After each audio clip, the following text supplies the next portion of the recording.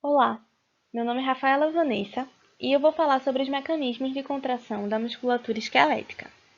Bom, para que a compreensão se dê de forma mais completa, é importante que façamos um aprofundamento em algumas estruturas que terão papéis fundamentais nesse mecanismo.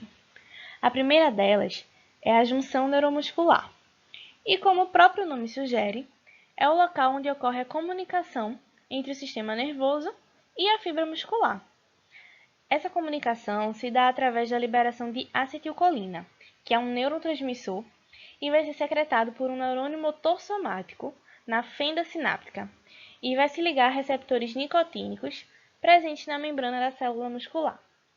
A próxima estrutura a ser observada é a própria fibra muscular, mais especificamente alguns componentes dela, como por exemplo os túbulos T, responsáveis por realizar a passagem dos potenciais de ação, que vem lá do neurônio somático, para o retículo sarcoplasmático, que por sua vez vai liberar o cálcio e transmitir por toda a fibra muscular. As fibras musculares, elas contêm milhares de miofibrilas, que são proteínas organizadas em estruturas contráteis repetidas, mais conhecidas como sarcômeros.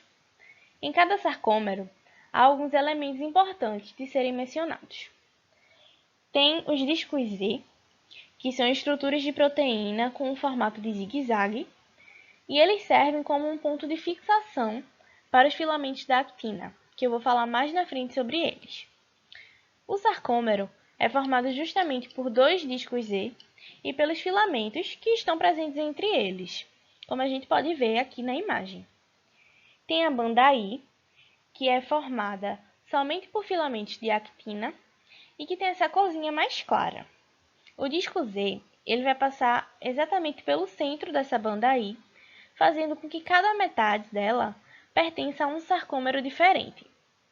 Já a banda A é essa partezinha mais escura do sarcômero, e ela é composta pelos filamentos da miosina, que eu também vou falar melhor já já. No centro está presente apenas essa miosina, e nas extremidades, os filamentos de miosina e actina eles ficam sobrepostos. Esse centro, formado somente pela miosina, é a chamada zona H, que é um pouquinho mais clara do que as laterais.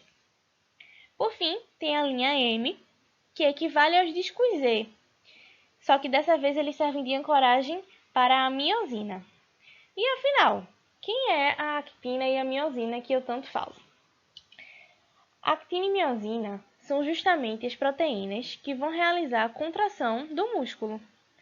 A miosina é conhecida como filamento grosso, e ela tem um formato como se fosse um taco de golfe, só que flexível. Tem a cauda, a parte que dobra, a parte flexível, e a cabeça da miosina.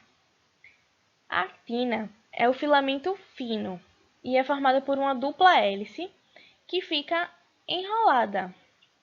Essas duas proteínas, elas têm uma grande afinidade, uma grande atração uma pela outra, que faz com que elas queiram se ligar o tempo todo por meio dos sítios de ligação presentes na actina. E aí, para impedir que isso aconteça, existe um complexo proteico que vai atuar cobrindo esses sítios de ligação. É o complexo troponina-tropomiosina. A troponina, ela vai atuar como um sinalizador. Quando o cálcio for liberado no sarcoplasma, ele vai se ligar à troponina C, que vai fazer com que a tropomiosina se abra, expondo os sítios de ligação da actina. Bom, agora que essas questões já foram apresentadas, fica mais fácil compreender o processo da contração como um todo.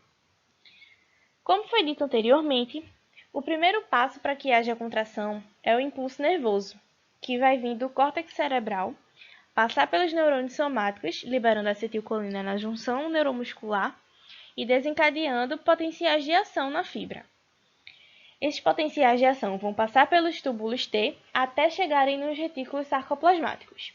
Esse retículo vai ter sua saída bloqueada por proteínas sensíveis à voltagem, que quando atingirem o limiar necessário, vão liberar o cálcio no sarcoplasma. E aí a presença desse cálcio citosólico é um dos fatores determinantes para que ocorra a contração, pois ele vai se ligar à troponina C, fazendo com que os sítios de ligação da actina fiquem abertos para a cabeça da miosina conectar neles. Porém, existe um outro fator determinante, que é a presença de uma molécula de ATP hidrolisada em ADP e fosfato inorgânico. Essa molécula vai ser responsável por deixar a cabeça da miosina previamente energizada, mesmo durante o relaxamento. Quando houver o consumo dessa energia, a cabeça da miosina vai conseguir se ligar à actina, resultando em um movimento de força e de deslizamento da actina sobre a miosina, formando as chamadas ligações cruzadas, que representam exatamente o movimento de contração. E algo que está completamente ligado a esse mecanismo todo é a prática de exercícios físicos. E um fator que leva as pessoas a buscarem essa atividade é justamente o desejo pela hipertrofia muscular. Dentro desse processo, há 3 principais mecanismos a serem aplicados. A tensão mecânica é caracterizada por exercícios com peso, que vão causar uma certa perturbação na musculatura, sendo uma das formas mais utilizadas para induzir a essa hipertrofia.